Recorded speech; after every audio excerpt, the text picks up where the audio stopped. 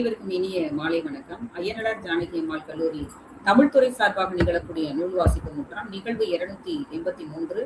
இன்றைய நிகழ்விலே நம்மிடையே நூல் கருத்துரை வழங்குவதற்காக திருவனந்தபுரம் கேரள பல்கலைக்கழகத்தினுடைய தமிழ்துறை முனைவர் பட்ட ஆய்வாளர் மதிப்பிற்குரிய திரு மு. பிடல் காஸ்ட்ரோ அவர்கள் வருகின்றிருக்கின்றார்கள். பிடல் காஸ்ட்ரோ இந்த பெயரே ரொம்ப ஈர்ப்பான பேர். ஏன்னா உலகமெல்லாம் அறிந்த ஒரு நல்ல தலைவரோட பேரு. சர்க்கரை கிண்ணம் என்று அழைக்கப்படக்கூடிய நாடு அப்படின்னா கியூபான்னு தான் அவர் படிச்சிருக்கோம். ஆனா அதையும் தாண்டி பிடல் காஸ்ட்ரோ 49 ஆண்டுகள் எந்த நாட்டில் இல்லாத ஒரு 49 ஆண்டுகள் ஒரு பிரதம மந்திரியாகவும் ஜனாதிபதியாகவும் ஆட்சி செய்த ஒரு பெரும் தலைவர். நிறைய அந்த நாடை ஒரு முன்னணி நாடாக மாற்றிய ஒரு பெரும் தலைவர். அந்த தலைவரினுடைய பெயரை கொண்டிருக்கக்கூடிய பிடல் காஸ்ட்ரோவும் நிறைய நல்ல நல்ல கொள்கைகளை தன்னுடைய கொள்கைகளை வச்சிருக்கிறாரு. தரமான கருத்தரங்குகளில் பங்கேற்பது, தரமான ஆய்வு கட்டுரைகளை எழுதுவது, தரமான நூல்களை வாசிப்பது என்பது அவருடைய ஒரு சிறப்பான ஒரு தகுதியாக இருக்கிறது. தன்னுடைய இளங்கலை தமிழ் பட்டப்படிப்பினை சென்னையிலே இருக்கக்கூடிய லயோலா கல்லூரியிலே பயின்றிருக்கின்றார். முதுகலை பட்டப்படிப்பினை கேரள பல்கலைக்கழகத்திலே பயின்றிருக்கின்றார். ஜேஆர்எஃப் என்று சொல்லக்கூடிய ஜூனியர் ரிசர்ச் ஃபெலோஷிப், இளம் முனைவர் பட்ட ஆய்வாளர்களுக்கான நிதி நல்கையை பெற்று ஆய்வு செய்து வரக்கூடிய ஒரு நல்ல ஆய்வு மாணவர். அவருடைய தலைப்பு இதழியல் சார்ந்தது. தமிழக வரலாற்று எழுத்தியலில் 19ஆம் நூற்றாண்டு இதழ்களின் பங்கு அப்படிங்கிற நல்ல ஒரு தலைப்பை தேர்ந்து, அந்த வரலாற்று எழுத்தியல் அப்படிங்கிறதே நல்ல ஒரு நோக்கா இருக்கு. அந்த அணுகுமுறையே நல்ல ஒரு அணுகுமுறையாக இருக்கிறது. ஒரு நல்ல தலைப்பை தேர்ந்து ஆய்வு செய்து வருகின்றார். நிதி நல்கை பெறுவது என்பது அவ்வளவு லெகுவான ஒரு காரியம் இல்லை. ஏன்னா இன்னைக்கு இருக்கக்கூடிய நம்ம அந்த UGC வினாக்கள்லாம் பார்க்கணும். அவ்வளவும் ரொம்ப நுட்பமாக ரொம்ப ஆழ்ந்து ஆழ்ந்து வாசித்தால் மட்டுமே தேர்ச்சி அடைய முடியும் அப்படிங்கிற மாதிரி இருக்கு. அந்த அளவுக்கு நுட்பமாக வாசித்து நிறைய நூல்கள்ல இலக்கியம் சார்ந்த இலக்கணம் சார்ந்த நுட்பமான அறிவு பெற்றதுனாலதான் அவரால் நிதி நல்கையை பெற முடிஞ்சிருக்கு அப்படிங்கிற ஒரு புரிதலையும் நம்ம பெற முடியுது. இன்னைக்கு அவர் ஒரு பூர்ணச்சந்திரனை அவர்கள் எழுதியிருக்கக்கூடிய பொருள்கோள் அப்படிங்கிற நூல் குறித்து பேச வருகின்றார். ஏன்னா ஒரு ஆய்வு மாணவராக இருந்து ஒரு வித்தியாசமான தளத்திலே நூலை தேர்ந்து வருகின்றார். முனைவர் பட்ட ஆய்வாளர் மு. பிடல் காஸ்ட்ரோ அவர்களை மகிழ்ச்சி நிறைத்து இந்த அவையிலே அறிமுகம் செய்து விடைபெறுகிறேன். தொடக்க உரை வழங்கி சிறப்பித்த அருள்மொழி அம்மா அவர்களுக்கு நன்றி. இப்பொழுது நூல் கருத்துரைக்கான நேரம். பூரணச்சந்திரன் அவர்கள் எழுதிய பொருள்கோள் ஓர் அறிமுகம் என்ற நூல் குறித்து பேசுவதற்கு திருவனந்தபுரம் கேரள பல்கலைக்கழக தமிழ்துறை முனைவர் பட்ட ஆய்வாளர் திரு மு. பிடல் காஸ்ட்ரோ அவர்களை அன்போடு அழைக்கின்றேன். ஐயனாடார் ஜானகி அம்மாள் கல்லூரி தொடர்ந்து நடத்தும் இந்த நூல் முற்றத்திற்கு என்னை அழைத்தமைக்கு இந்த ஒரு கல்லூரி சார்ந்த ஒருங்கிணைப்பாளர்கள் அனைவருக்கும் என்னுடைய நெஞ்சம் நிறைந்த நன்றிகளை தெரிவித்துக் கொள்கிறேன். இதே மாதிரி எனக்கு இந்த நடையில எனக்கு பேச வராது. நான் என்னோட இயல்பான மொழியிலேயே பேசிக்கிறேன். இந்த நூல் அறிமுகத்துக்காக நான் எடுத்துக்கிட்ட நூல் பத்தியும் நூலாசிரியர் பத்தியும் சில கருத்துக்களை பதிவிட்டுட்டு அடுத்தது நம்ம நூலுக்குள்ள போலாம்னு நினைக்கிறேன். பூர்ணச்சந்திரன் திருச்சியில பிஷப் பீப்பர் கல்லூரியில தமிழ்துறை பேராசிரியராகவும் துறை தலைவராகவும் இருந்து ஓய்வு பெற்றவர். நமக்கு தெரியும், கவிதையியல் சம்பந்தமா, மார்க்சிய விமர்சனம் சம்பந்தமா, இலக்கிய திருநாவிலும் எல்லா தளத்திலையும் வேலை பார்த்த ஒரு ஆள்.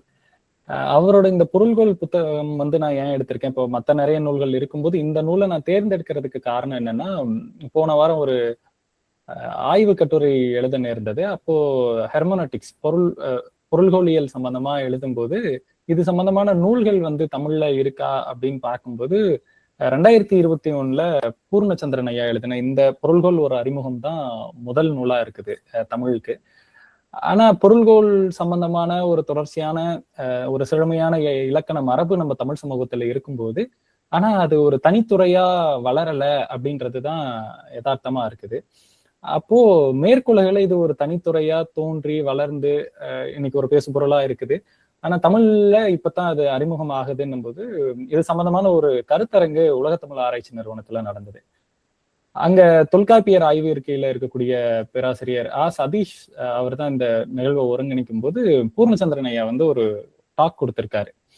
அந்த கருத்தரங்க உரையதான் பின்னால நூலா மாத்தி கொஞ்சம் விரிவுபடுத்தி ஒரு இந்த பொருள்கோள் சம்பந்தமான அறிமுகம் என்ற அளவுல இந்த நூலை வெளியிட்டிருக்காங்க. அடையாளம் பதிப்பகம் வெளியிட்டிருக்கிற இந்த நூல் மொத்தம் 123 பக்கங்கள் தான் இருக்குது. இப்ப இந்த புத்தகம் 123 பக்கம் இருந்தாலும் படிக்கிறதுக்கு ரொம்ப கடினமா, கொஞ்சம் புரிஞ்சுக்கிறதுக்கு எனக்கு கொஞ்சம் கடினமாவே இருந்துச்சு. இதை திரும்ப திரும்ப வாசிக்கப்பட வேண்டிய நூலா இருக்குது. அப்ப இந்த நூலை பத்தின அறிமுகத்துக்குள்ள வரலாம் நினைக்கிறேன். பிரசன்டேஷன் ஷேர் பண்றேன், தெரியலன்னா சொல்லுங்க.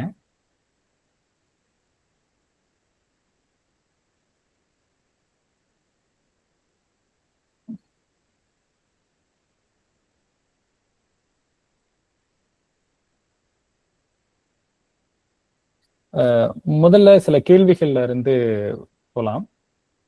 திருக்குறள் வந்து 2000 ஆண்டுகளுக்கு முன் எழுதிய அதே அர்த்தத்துல தான் இன்னைக்கு நம்ம படிக்கிறோமா, அல்லது நம்ம வசதிக்கு அதை மாத்திக்கிட்டோமா அப்படின்னு பார்த்தோம் அப்படின்னா நிச்சயமா கிடையாது. ஒரே மாதிரியான பொருளையும் நம்ம புரிஞ்சுக்கல. அதே மாதிரி மூல அர்த்தம் அப்படின்றது ஒண்ணுமே நம்மளுக்கு இப்ப கிடைக்குமான்றது சந்தேகம். தொல்காப்பியரோ இல்ல திருவள்ளுவரோ இல்ல கம்பரோ யார் இப்ப வந்தாலும் நகைச்சுவை இவங்கெல்லாம் வாசுவமாணிக்கம் கூட சொல்லுவாரு, அவங்களே வந்தா கூட இவ்வளவு சிறப்பா எழுதியிருக்க மாட்டாங்க. ஏன்னா நம்ம கிரிட்டிக்கல் எடிஷன் போட்டு நம்ம அதை அவ்வளவு செழுமையாவும் மாத்தி வச்சிருப்போம். எப்படி மாத்தி வச்சிருக்கோன்றது நம்ம யாருக்கும் தெரியாது. நம்ம ஒன்னும் கால இயந்திரம் வச்சு போய் பார்க்க போறது இல்லை. அப்போ ஒரு பொருள்கோடலுக்கான தேடல் எங்க ஆரம்பிக்குது அப்படின்னா, உண்மையாவே அந்த பணுவலுக்கான இல்ல யாராச்சும் சொல்ற அந்த கூற்றுக்கான அந்த அந்த அர்த்தத்தை நம்ம சரியாக விளங்கிக்கிறோமா, புரிஞ்சுக்கிறோமா, இல்ல அடுத்த தலைமுறைக்கு உரையாசிரியர்கள் வழியா இப்ப விளக்குறோம்ல, அந்த மாதிரி விளக்குறோமா அப்படின்றதுதான் இங்க பொருள்கோளுக்கான தேடலா தொடங்குது. இப்போ உதாரணமா பார்த்தோம்னா, இப்ப வாட்ஸ்அப்ல திடீர்னு ஒரு நண்பருக்கு வந்து மெசேஜ் பண்றோம், சரி அப்படின்னு அனுப்புறோம். அதே மாதிரி அங்கிருந்து ரிப்ளை வருது. அதே மாதிரி இப்போ நம்மளோட இணையர் வந்து கோவத்துல சரின்னு அனுப்புனாலும் சொற்கள் ஒரே சொற்கள் தான், சரி அவ்வளவுதான். ஆனா அது ஒரே பொருளை தான் தருதா? இல்ல. நண்பன் சொல்லும் போது அது வேற ஒரு துணியில துணிக்குது, இங்க வரும்போது வேற ஒரு துணி. அப்போ அங்க இருக்கக்கூடிய சூழல் எப்படி அந்த வார்த்தைக்கான பொருளை மாத்துது. அப்போ சொற்களுக்கான நேரடி பொருள் வந்து எப்பயுமே கிடைக்கிறதில்ல. அப்படின்னா நம்மளுக்கு இத்தனை உரைகள் தேவையில்ல. இந்த மாதிரியான ஆய்வுகள் சமகாலத்துல நம்ம எவ்வளவோ ஆய்வுகள் பண்ணிட்டு இருக்கோம். அந்த மாதிரி ஆய்வுகள் எல்லாமே தேவையே இல்லை. அப்போ பொருள் அப்படின்றது வெறும் அந்த வார்த்தைகளுக்குள்ள மட்டும் இல்ல, அது இயங்கக்கூடிய தளத்திலையும் இருக்குது.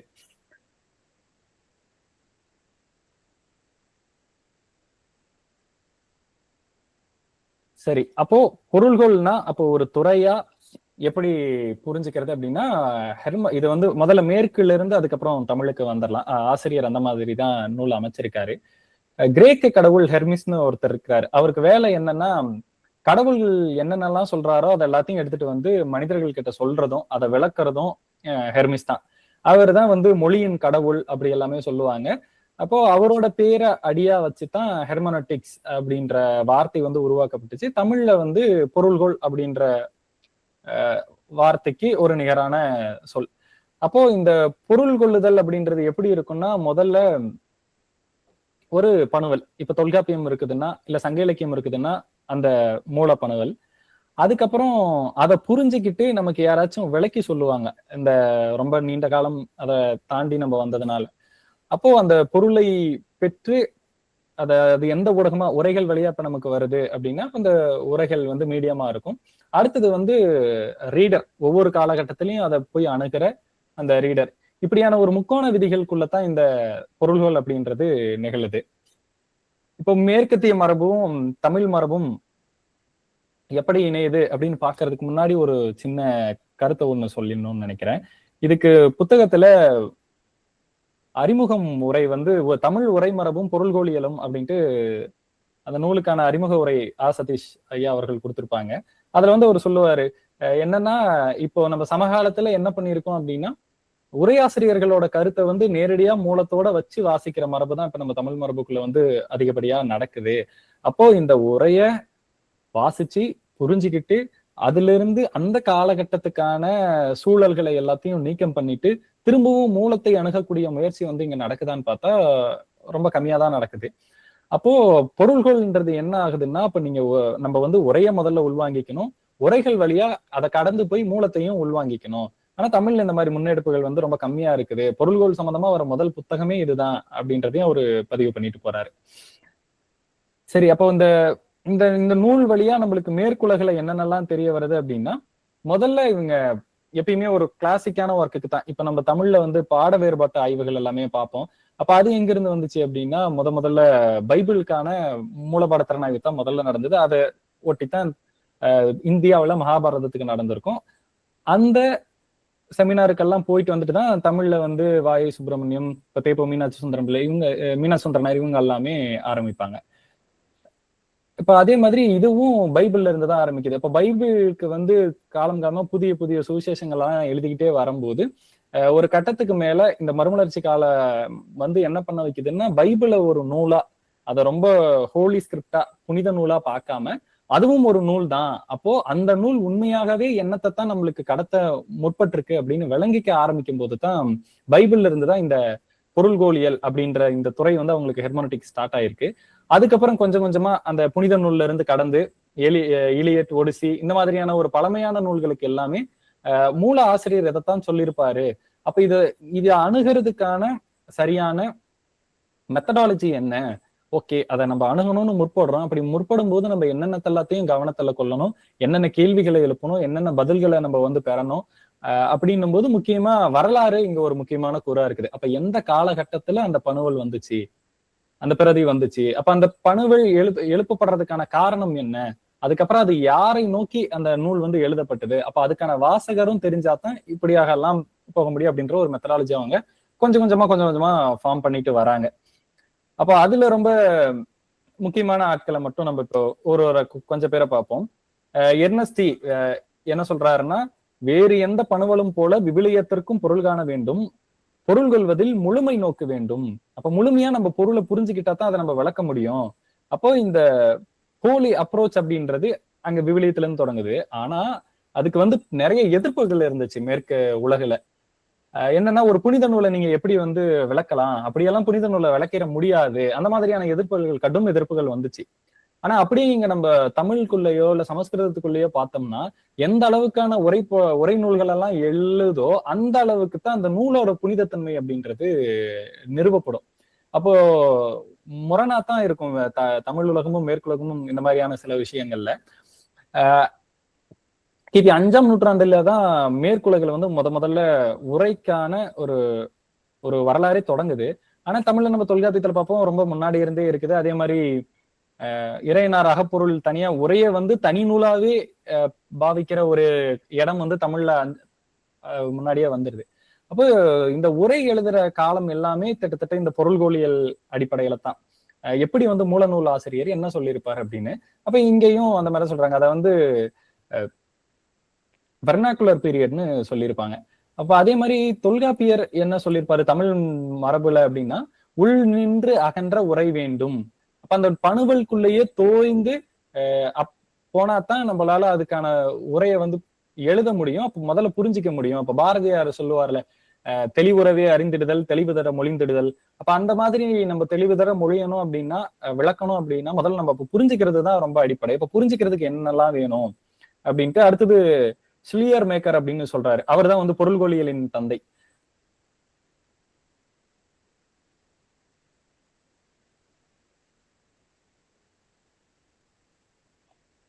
அவரு என்ன சொல்றாருன்னா, எந்த வாசகனுக்காக இப்போ பைபிள் அப்படின்றது மக்களுக்காக எழுதப்பட்டதுன்னா, இப்ப தொல்காப்பியம் அப்படின்றது கற்றறிந்தார்களுக்காக, யாப்பு தெரிஞ்சவங்களுக்காக அப்படின்னா, அப்ப ஒவ்வொரு நூலும் யாரை நோக்கி எழுதப்படுகிறதோ அப்ப அவங்க நோக்கத்துல வச்சுதான் நம்ம வந்து அர்த்தத்தை புரிஞ்சுக்கணும். அப்படித்தான் வந்து ஆசிரியர் வந்து ஒரு நூலை வந்து எழுதிட்டு போவாரு அப்படின்னு. அடுத்தது வந்து கேடமர் வராரு. அவர் என்ன சொல்றாருன்னா, எந்த ஒரு அர்த்தமுமே நிலையானது இல்லை. அப்ப இது வரைக்கும் ஒரு லிட்ரரி தியரியா இருந்த ஒரு விஷயத்த கேடமர் தான் தூக்கிட்டு போயிட்டு அதை தத்துவார்த்த நிலையில வைக்கிறாரு. அப்போ ஒரு அர்த்தம், நிலையான அர்த்தம்னு ஒண்ணு கிடையவே கிடையாது. யார் யாரெல்லாம் படிக்கிறாங்களோ அவங்க எல்லாருக்குமே வந்து புது புது அர்த்தம் வரும். எந்த காலகட்டத்துல படிக்கிறாங்களோ அந்த காலகட்டத்தை அடிப்படையிலையும் அவங்களுக்கு புது புது அர்த்தங்கள் வந்து வந்துகிட்டே தான் இருக்கும். அப்போ அர்த்தம் என்பது நிலையானதல்ல. யார் வாசிக்கிறாங்க, எந்த நூலை வாசிக்கிறாங்க, எந்த அடிப்படையில வாசிக்கிறாங்க, அவங்களோட பின்புலம் எல்லாம் சேர்ந்து அர்த்தத்தை, இந்த பொருளை வந்து மாத்திக்கிட்டே இருக்கிறதுனால இதை ஒரு தத்துவார்த்த செயல்பாடா எடுத்துட்டு வர்றது கேடமர் தான். அடுத்தது பால் ரிக்கோ என்ன சொல்றாருன்னா, இப்ப இந்த அர்த்தம் எப்படி உற்பத்தி ஆகுது அப்படின்றத சொல்லுவாரு. ஃபியூஷன் ஆஃப் ஹாரிசம். எங்க நூல் ஏதோ ஒரு விஷயத்த வந்து ஏம்ப நினைக்குது, வாசகன் அந்த நூலை புரிஞ்சிக்க முயற்சி பண்றான். அதுக்காக தன்னை வந்து இப்ப நம்ம தொல்காப்பியம் படிக்கணும்னா போய் அதுக்கு சிறப்பகராதி படிக்கணும், நிகண்டுகள் படிக்கணும். இப்ப இதெல்லாம் படிச்சுட்டு தானே நம்ம இப்போ மூலத்தை அணுகுவோம். அப்போ நம்ம ஒரு மாதிரியான முயற்சியில இருந்து கடந்த காலத்தை நோக்கி போவோம். அந்த கடந்த காலத்துல இருக்கக்கூடிய பணுவலும் நம்மளும் ஏதோ ஒரு இடத்துல சந்திப்போம். அப்போ எழுத்தென படுவ அகர முதல் நகர இருவாய் அப்படின்னா ஓகே, எழுத்துன்னா அவர் வந்து ஷார்ட் லிஸ்ட் பண்ணி இவ்வளவுதான் அப்படின்ட்டு ஒரு டிஃபைன் பண்றாரு அப்படின்னு நம்ம எடுத்துக்கிறோம்ல. அப்போ இந்த மூலமும் இந்த வாசகனும் சந்திக்கிற இந்த இடத்துலதான் பொருள்ன்றது உற்பத்தி ஆகுது. அது வரைக்கும் தனியா எங்கேயும் பொருள் இல்ல அப்படின்ற ஒரு கருத்தை முன்வைக்கிறாரு. அப்போ இந்த மாதிரி போகும்போதுதான் இப்ப அண்மை காலத்துல என்னென்ன பண்றாங்கன்னா, இப்ப இது வந்து முதல்ல இப்போ ஒரு ப்ராப்பர் ஸ்டடியா எடுத்துட்டு வரணும்னா அந்த மக்களோட அந்த நூல் உருவாக்க காலகட்டத்தில இருந்து அந்த மக்களோட ஒழுக்கவியல் சிந்தனைகள் எல்லாத்தையும் எடுத்து அவங்களோட இலக்கியத்தை எல்லாத்தையும் புரிஞ்சுக்கிட்டு தான் நம்ம போய் பொருள் புரிஞ்சுக்கணும் அப்படின்னு சொல்றாங்க. சரி, அப்போ இதை நம்ம தமிழுக்குள்ள தொல்காப்பியத்துக்குள்ள எடுத்துட்டு வரோம் அப்படின்னா என்னென்ன பிரச்சனைகள் எல்லாம் தமிழுக்குள்ள வரும் அப்படின்னா, முதல்ல பொருளுக்கான மயக்கம் ஏற்படும். பாட வேறுபாடுல இருந்து சொல்லை எப்படி பிரிக்கிறது, கொண்டு கூட்டு பொருள் புரிஞ்சிக்கும் போது சரியாதான் புரிஞ்சுக்கிறோமா, அப்ப நம்மளோட கலைமரபு வந்து தொடர்ச்சியா இருக்குதா? ஏன்னா இன்னைக்கு நம்ம கிட்ட தஞ்சாவூர்ல தான் எல்லா பரதநாட்டியத்தை வந்து ப்ராப்பரா சொல்லி தரது அங்கதான். ஆனா நூல் வந்து நாட்டிய சாஸ்திரம் சமஸ்கிருதத்துல இருக்குது. அப்ப நம்மளோட கலை மரபு என்ன, உண்மையாவே நம்ம கடன் வாங்கியிருக்கோமா இல்ல கொடை கொடுத்துருக்கோமா? ஏன்னா பணுவல்கள் எல்லாமே வேற ஒரு மொழியில இருக்குது அப்படின்னும் போது அப்ப நம்மளோட தொடர்ச்சியான ஒரு கலை மரபு பத்தின ஒரு ஒரு சிந்தனை கண்டிப்பா வேணும். அதே மாதிரி இலக்கண வேறுபாடு, நல்லா இலக்கணத்துல புலமை இருக்கணும் கடந்த காலத்து பணுவல்களை பார்க்கும்போது. அப்போ அதே மாதிரி பலபொருள் ஒரு சொல், இந்த மாதிரி ஒரு சொல் பல சொல், இந்த மாதிரி எல்லாம் சினானிம்ஸ் ஆண்டனிம்ஸும் இருக்குது. அப்ப இதெல்லாம் இருக்கும்போது ஒரிகன் மற்றும் அகஸ்டின் என்ன சொல்றாங்கன்னா, இப்ப இலக்கணம் நம்மளுக்கு தெரிஞ்சிருக்கணும், அந்த சமூகத்தோட ஒழுக்கவியல் நெறிகள் தெரிஞ்சிருக்கணும், அவங்க எப்படி உருவகம் பண்றாங்க, அப்போ அந்த உவமை எல்லாமே எப்படி இருக்குது, அந்த அணி இலக்கணம் எப்படி அவங்க கிட்ட வளர்ந்துருக்கு, அப்ப அது அடிப்படையிலையும் நம்ம பார்க்கணும். அதுக்கப்புறம் மறைபொருள், இந்த மாதிரி ஒரு 4 அடிப்படையில பார்க்கலான்றாங்க. இது அப்படியே கரெக்டா நம்மளுக்கு எங்க வந்து தமிழ்ல தூக்கி பொருத்தலாம் அப்படின்னா சங்க இலக்கியத்துக்கு வந்து முழுமையா பொருந்துது. அப்ப சங்க இலக்கியத்துக்கு புதுசா ஒரு உரை எழுதணும்னா இந்த அடிப்படைகள் எல்லாமே நம்மளுக்கு கண்டிப்பா தேவைப்படும். கடவுட்காதல்னு ஒரு புத்தகம், அந்த புத்தகத்தோட முன்னுரையிலையும் சொல்லியிருப்பாங்க. இப்ப நம்ம ஒரு பணுவுல அணுகணும், அதுவும் 2000 வருஷம் 3000 வருஷம் பணுவுல அணுகணும்னா அந்த பணுவுல அணுகிறதுக்கான உத்திய அந்த நூலுக்குள்ள இருந்துதான் நம்ம எடுத்துக்கணும். அப்ப இன்னைக்கு இருக்கக்கூடிய லிட்டரரி தியரிஸை தூக்கிட்டு போய் அங்க போய் திணிக்க கூடாது, அந்த மாதிரி ஒரு கருத்து. இப்ப அந்த கருத்தும் இப்ப இதுவுமே வந்து கூட முன்னாடி சொன்ன மாதிரி ஃபியூஷன் ஆஃப் ஹரிசன் ஒன்னா சேருதுன்னு பார்க்கலாம். அப்போ தமிழ்ல பொருள்களுக்கான உத்திகள் வந்து நிறைய பேர் ஃபாலோ பண்ணியிருக்காங்க அப்படின்றதுக்கு முதல்ல இப்போ தொல்காப்பியத்தை போறதுக்கு முன்னாடி உரையாசிரியர்களே நச்சினார்க்கினியர் இருக்கிறாரு. இப்போ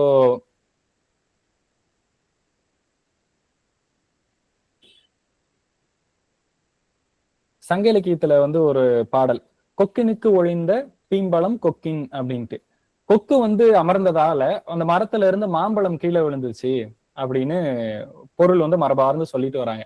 நச்சினார்க்கினியர் இந்த இடத்துல என்ன பண்றாருன்னா, இல்ல கொக்கு அப்படின்றதுக்கு பறவை மாமரம் அப்படின்னு 2 பொருள் இருக்குது.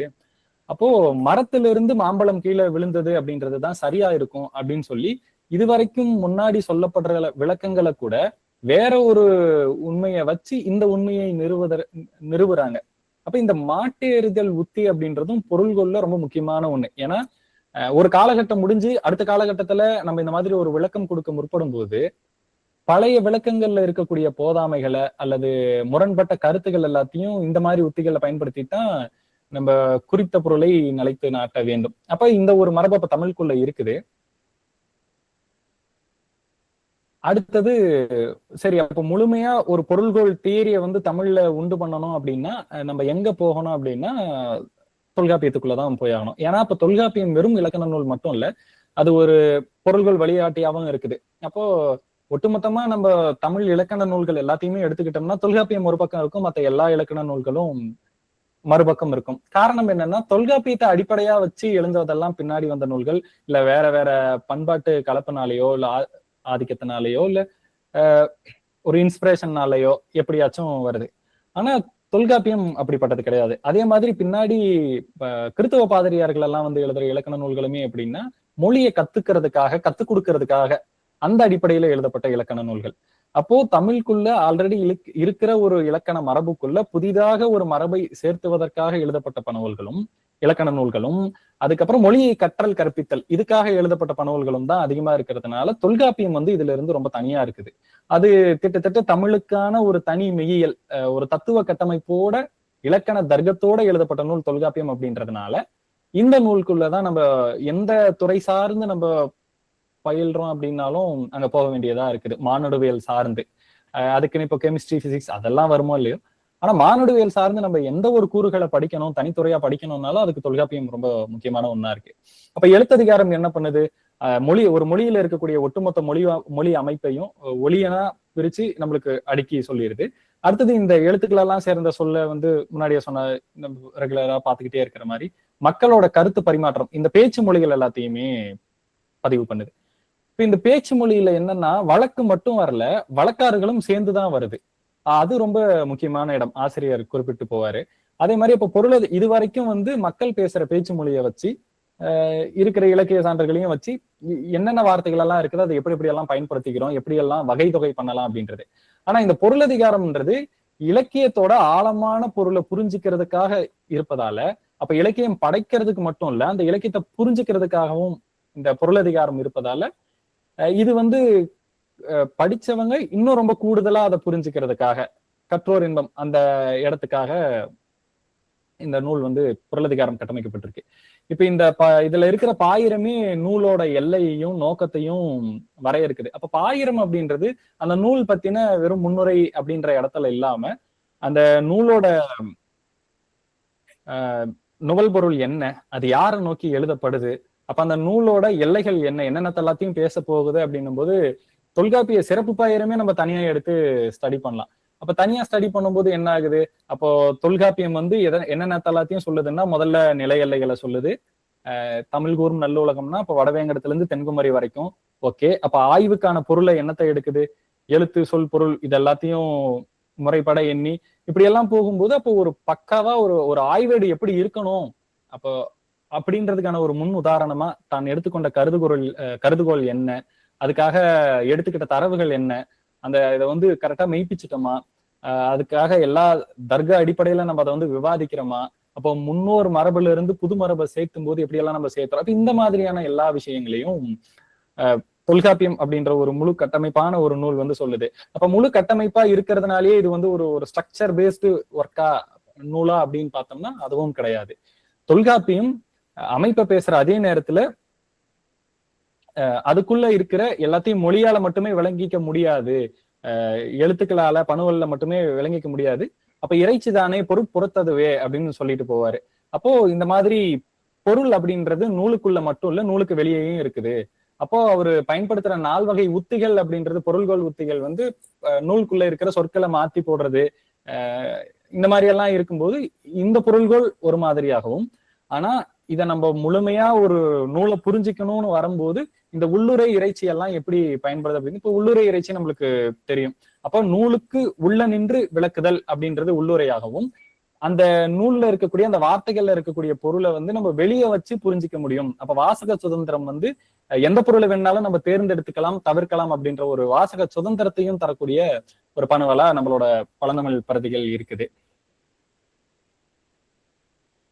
அடுத்ததாக இந்த அமைப்புவாதத்தை தகர்த்தல். அப்போ தொல்காப்பியம் வந்து ஒரு ஸ்ட்ரக்சர்டான ஒர்க்கானா இல்ல, மொழி வந்து ஒரு வரம்பில்லாத ஒண்ணு. அப்ப அந்த வரம்பில்லாத ஒண்ணுக்குள்ள நம்ம இதுதான் பொருள் அப்படின்ட்டு நம்ம வந்து நிறுத்த முடியாது. அப்ப அடுத்தடுத்த காலகட்டம் வரும்போது புது புது அர்த்தங்கள் உருவாகும். அதை நம்ம தயக்கமின்றி ஏத்துக்கணும் அப்படின்றதுக்காக தான் ஒவ்வொரு எல்லையும் புறநடைகள் எல்லாமே கூட நம்ம வச்சுட்டு போறோம்.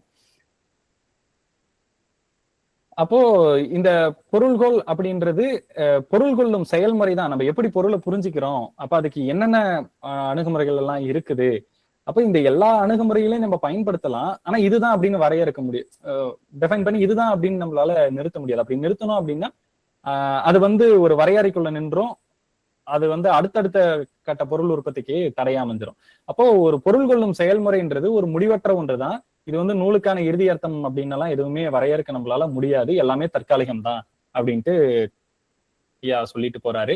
அப்போ தொல்காப்பியத்தை புரிஞ்சுக்கிறதுக்கு நம்மளுக்கு ஒரு பொருள்கோள் தேவை, ஆனா அது நம்ம கிட்ட இல்ல. இப்ப சிறப்பு பாயிரம் வழியாவும் அந்த நூலோட முதல் பகுதி அதுக்கு ஐந்திரம் அப்படின்ற இலக்கண நூல்கள் எல்லாம் நம்ம கிட்ட இல்லாதனால தொல்காப்பியம் எழுந்ததன் நோக்கத்தை விளங்கிக்கிறதுல ரொம்ப சிக்கல் இருக்குது. ஆனா பின்னாடி வர பகுதிகளை வச்சு புதுசா ஒரு பொருள்கோள் முறைகளை உருவாக்கலாம் அப்படின்றத ஆசிரியர் சுட்டிட்டு போறாரு. அதே மாதிரி இப்ப இந்த பொருள்கோள் ஆய்வுல முழுமையா நம்ம ஈடுபடணும் அப்படின்னா சமஸ்கிருதம், ஆங்கிலம், பிற திராவிட முறைகள் இது எல்லாமே நம்ம புலமையா கத்துக்கணும் அப்படின்றதையும் முன் வச்சுட்டு போறாரு. அதே மாதிரி இலக்கிய திறனாய்வு, இந்த நடப்புவாதம் இதோட எல்லாமே இந்த பொருள்கோளியல் ஒன்றி போகக்கூடிய ஒரு துறை அப்படின்றத சொல்லிட்டு இது இன்றைய காலகட்டத்தினுடைய குறிப்பா தமிழ் சமூகத்தினுடைய காலகட்டத்துக்கு இது தேவை அப்படின்ட்டு முடிச்சிடுறாரு. நம்ம வேற ஏதாச்சும் கருத்துக்கள் இருந்தா கேள்வி பதில் நேரத்துக்குள்ள பார்ப்போம். நன்றி. நன்றி. நன்றிங்க. கவிதைக்கான பொருள் கொள்ளுகின்ற விதம் காலந்தோறும் மாறுபட்டே வந்துள்ளது. இலக்கண அடிப்படையில் தொல்காப்பியர் பொருள்கோள் என்கின்ற அமைப்பை உருவாக்கியிருந்தாலும் உணர்வு நிலைகள்ல உள்ளுரை, இறைச்சி என்றெல்லாம் பொருள் கொள்வதற்கான மேலும் பல இலக்கணங்களை எல்லாம் அமைத்திருக்கின்றார். மரபான கவிதைக்கு பொருள் கொள்கின்ற ஒரு மரபான இலக்கணம் செய்துள்ள நிலையில் மேற்குலக சிந்தனையோடு அதை இணைத்து பார்க்கின்ற புதிய பார்வையிலான அந்த நூலை மிக அழகாக எடுத்துரைத்து பேசிய பிடல் காஸ்ட்ரோ அவர்களுக்கு நன்றியை தெரிவித்துக் கொள்கின்றோம்.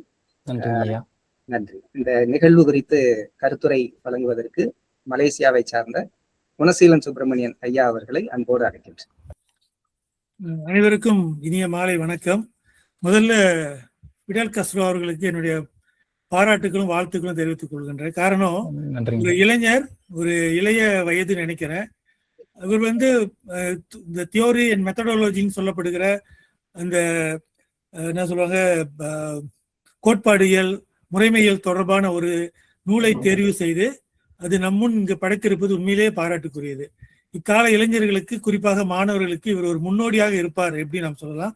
குறிப்பாக ஆய்வு நிலைகளை நாம பார்க்கும் பொழுது, அதுவும் குறிப்பா ஆய்வாளர், திறனாய்வாளர் பூர்ணச்சந்திரன் அவர்களுடைய அந்த நூலை எடுத்து பேசினது உண்மையிலே மகத்தான விஷயம். காரணம் என்னன்னா, என்னுடைய முனைவர் பட்ட ஆய்வு நான் ஒப்பிலக்கிய கோட்பாட்டியல் எடுத்து ஆய்வு செய்யும் பொழுது மலேசியாவில் உள்ள இங்குள்ள தோட்டப்புற வாழ்க்கையும் இலங்கையில் இருக்கிற தேயிலை தோட்ட தமிழருடைய வாழ்க்கையும் ஒப்பிலக்கிய கோட்பாட்டியல் அடிப்படையில எனக்கு தமிழ்ல எதுவும் நூல்கள் கிடைக்குமா அப்படின்னும் போது அவர் பூர்ணச்சந்திரனுடைய நூல் தான் எனக்கு பூர்ணமாக கிடைத்தது.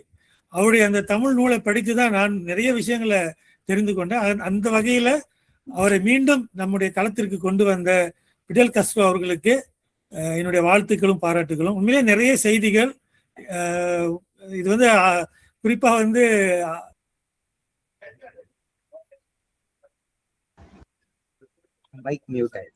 ஆய்வு நிலை சார்ந்த மாணவர்களுக்கு மிக உகந்ததாக இருக்கும் அப்படின்னு நினைக்கிறேன்.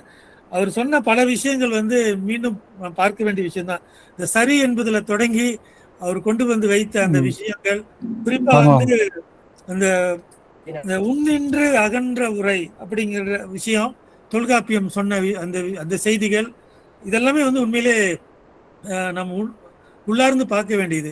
குறிப்பாக தமிழை மேற்கத்திய கோட்பாடுகளோடு பார்க்கலாம், தமிழ் நூல்களை பார்க்கலாம், தொல்காப்பியத்தை எப்படி அவர் பார்த்திருக்கிறாரு அப்படிங்கிறதெல்லாம் நல்ல செய்திகள். ஏன்னா தொல்காப்பியத்தை எங்க மலேசியாவில் கூட நாங்கள் இங்கே உள்ள எந்த முனைவர் பட்ட ஆய்வோ அல்லது முதுகலை ஆய்வு வரும்போது கோட்பாட்டு கொண்டு தான் ஆய்வு செய்யணும், கோட்பாட்டை வைத்து தான் செய்யணும், நீங்கள் சும்மா ஒரு திறனாய்வு மாதிரி செய்யக்கூடாது, ஒரு விமர்சனம் மாதிரி ஒரு நூலை ஆய்வு செய்யக்கூடாது அப்படி சொல்லுவாங்க. அதனால் இங்கே உள்ள மாணவர்களுக்கு, ஆய்வாளர்களுக்கு குறிப்பாக அந்த மேற்கத்திய கோட்பாடுகளோடு நம்முடைய தமிழ் இலக்கியங்களை வச்சு பார்க்கறதுல நிறைய சிக்கல் இருக்கும். ஆனால் நாம் தொல்காப்பியத்தையும் இப்படி பார்க்கலாம் அப்படிங்கிற ஒரு பார்வை கடந்த காலங்களில் வந்தது. அதுக்கு பிறகு திருக்குறளை இந்த கோட்பாட்டியல் அடிப்படையில் பார்க்குற ஒரு வாய்ப்பு கிட்டி இருக்கிறது. அந்த வகையில் இன்றைக்கு நம்முடைய இந்த வாசிப்பு முற்றத்தில் எப்படி பூர்ணச்சந்திரன் அவர்கள் இந்த பொருள்கோள் ஒரு அறிமுகம் என்ற நூலின் வாயிலாக தொல்காப்பியத்தையும் அதே பார்வையில் பார்த்திருக்கிறாரு அப்படிங்கிற செய்தி உண்மையிலேயே இன்றைய தொல்காப்பியத்தை இன்றைய நவீன கோட்பாடுகளுடன் இணைத்து பார்க்கிற அந்த அணுகுகிற ஒரு உத்தி நமக்கு கிடைத்திருக்கின்றது. குறிப்பா அந்த நிறைய விஷயங்கள் தான் நான் குறிப்பெடுத்தேன். ஆனால் நேரம் கருதி அந்த உள்ளுரை இறைச்சின்னு சொல்லும்போது ஒரு நூலை எப்படி வாசிக்கணும் அப்படின்னா ஆங்கிலத்தில் சொல்லுவாங்க இந்த line, between the line, beyond the line அப்படின்னு. அந்த இந்த லைன் அப்படின்னா மேலோட வாசிட்டு போறது, பிட்வீன் த லைன் அப்படின்றத நான் நினைக்கிறேன் உள்ளுரையாக நம்ம கொள்ளலாம். பியாண்ட் த லைன் அப்படின்னு அதுக்கு அப்பால வைத்து நம்ம யோசிக்கிறது அப்படிங்கிறது